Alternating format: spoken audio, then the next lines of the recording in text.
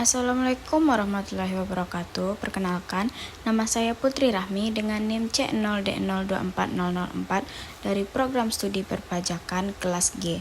Baiklah, di sini saya akan mempresentasikan aspek fiskal dari aset lancar berupa beban dibayar di muka dengan dosen pengampu Bapak Dr. Wermi Eka Putra SEMSI dan Ibu Heriani SEMAK dan Bapak Lutfi SEMSC.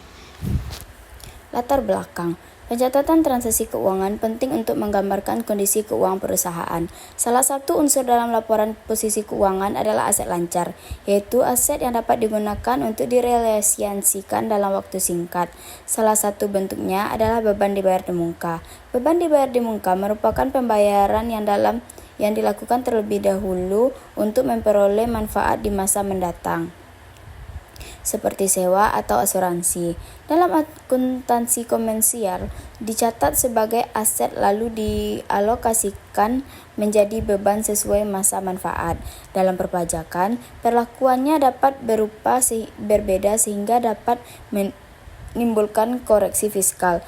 Oleh karena itu, perusahaan perlu memahami ketentuan fiskal agar pencatatan dan pelaporan pajak dilakukan dengan benar. Pengertian beban dibayar di muka sebagai bagian dari aset lancar. Beban dibayar di muka adalah biaya yang dibayarkan perusahaan terlebih dahulu untuk barang atau jasa yang manfaatnya akan diterima di masa mendatang.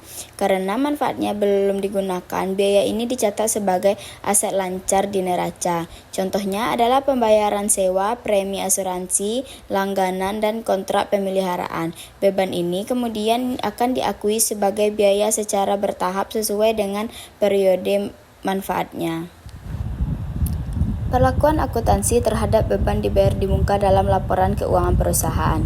Beban dibayar di muka dicatat sebagai aset lancar di neraca saat pembayaran dilakukan, karena memberikan manfaat ekonomi di masa depan. Seiring berjalannya waktu, beban tersebut diamortisasikan dan diakui sebagai beban dalam laporan laba rugi sesuai dengan periode mendatang. Proses ini dilakukan agar beban sesuai dengan periode terjadinya manfaat. Perlakuan fiskal. Menurut ketentuan perpajakan di Indonesia, beban dibayar di muka diakui sebagai aset dan tidak boleh langsung dibebankan seluruhnya saat pembayaran. Biaya tersebut dikurangkan dari penghasilan bruto secara bertahap sesuai masa manfaatnya. Jika dalam akuntansi komersial langsung dibebankan, maka perlu dilakukan koreksi fiskal positif. Bagaimana pajak penghasilan pasal 4 ayat 2 dari penyewaan tanah dan bangunan? PPh pasal 4 ayat 2 atas penyewaan tanah dan bangunan adalah pajak penghasilan yang bersifat final sebesar 10% dari jumlah bruto sewa pajak. Pajak ini dipotong oleh penyewa saat pembayaran atau saat biaya diakui. Objeknya meliputi sewa tanah, rumah, gedung perkantoran, ruko, gudang, dan bangunan lainnya. Pajak yang dipotong tidak dapat dikreditkan karena bersifat final. Perhatikan akuntansi berikut. Bagi penyewa, mencatat bahan sewa sebesar nilai bruto, memotong 10% sebagai uang PPh 4 ayat 2 dan menyetor pajak ke negara. Bagi pemilik, mencatat pendapatan sewa bruto sedangkan potongan 10% dicatat sebagai PPh final yang telah dipotong. Peluang dalam ekonomi kreatif. Ekonomi kreatif juga membantu meningkatkan daya saing global suatu negara dalam mengglobalisasikan budaya dan identitas lokal. Selain itu, sektor ini mendorong inklusi ekonomi dalam memberikan kesempatan kepada usaha kecil dan individu terampil untuk berpartisipasi penuh. Dalam manfaat teknologi digital, ekonomi kreatif dapat menjangkau pasar yang lebih luas.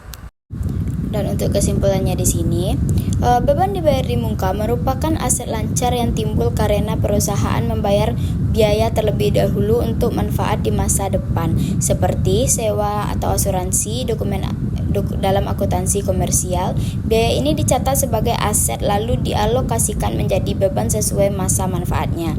Dalam perpajakan, pengakuan harus mengikuti ketentuan fiskal dan dibebankan sesuai periode manfaatnya.